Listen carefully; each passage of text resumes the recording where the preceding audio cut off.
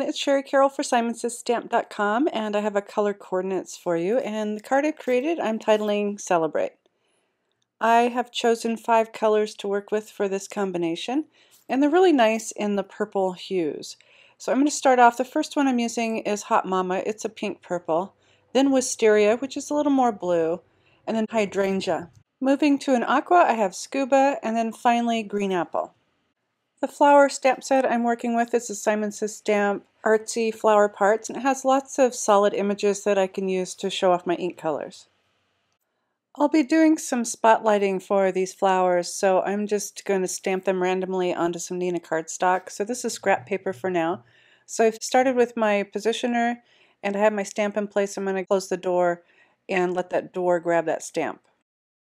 For this flower, I am going to use Hydrangea ink, and I'll tap this on. Once I have that well inked, I can close the door and press down and get my stamp image.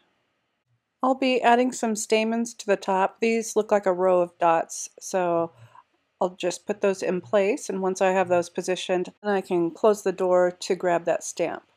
I've inked that up with the Hot Mama ink. It's a nice pinkish purple, and I'm pressing down just to get a really good impression. The stems can be tricky, so I'm using my magnet to hold that upright just to put it in place. And next I'll be inking this up with Green Apple ink and just getting the top part. I don't need the entire stem. Here is the circle ring I'll be using. This is a new Tim Holtz Tag Press tool, and this is what I'll be using to spotlight my flowers. The next flower I'm stamping is a wonky circular one. I'm using Scuba ink. I've inked that up and now I'm pressing that down to get my stamped image. I've finished stamping my stems, and right now I'm inking up a leaf that I'll put right at the stem. So I've positioned it so it'll sit right at the base, and shut that door, press that down, and now I have all of my stamped images. I'll be spotlighting this one with the smallest of the rings for the tag press. There's a stencil that comes with the tag press, and it has the 3 sizes of circles that you will use with the rings. So for my first blossom, I'll outline this just using a pencil, going on the outside of the line, and just tracing using that as a guide. Once I have everything traced, I'll just use my scissors and cut those out. I've inserted the papers into each of the rings, and next I'll be putting this into the tag press. I'll have to lift this up to make sure I have it centered since I'm using an overhead camera. So you jiggle it around until you can see that it's right in the center. Then compress the handle until you hear a bit of a click, and then you're done.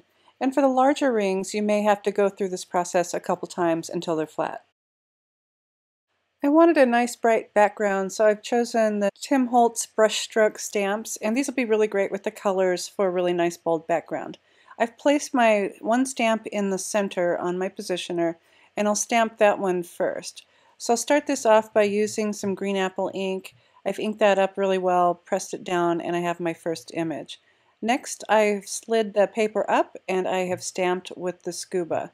Each time I'll clean this in between, reposition my paper, ink it with a new color, and make sure that I have my alignment done really well. And this time I'll be using Wisteria, giving that a good press down. And now you can see how the pattern is starting to appear.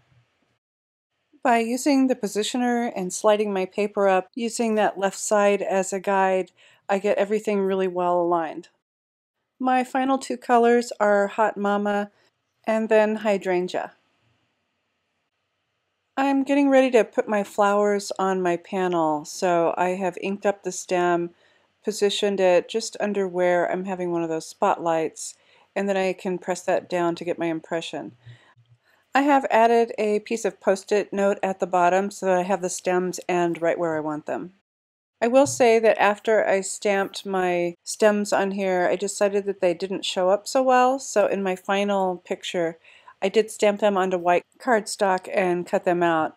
But I thought I would show you this process in case you wanted to use a black ink or something else that will show up a little bit better over these bold colors.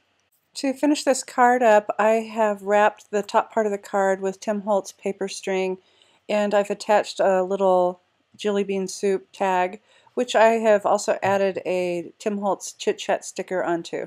Right now I'm just trimming the strings up a little bit, and this green color really goes with the apple green on the card. Here's how my finished card turned out, and I think it was the right move to go ahead and stamp those stems and leaves onto some white paper and cut those out. They really pop now against that background. I also ended up moving my message over to sit right on top of those stems.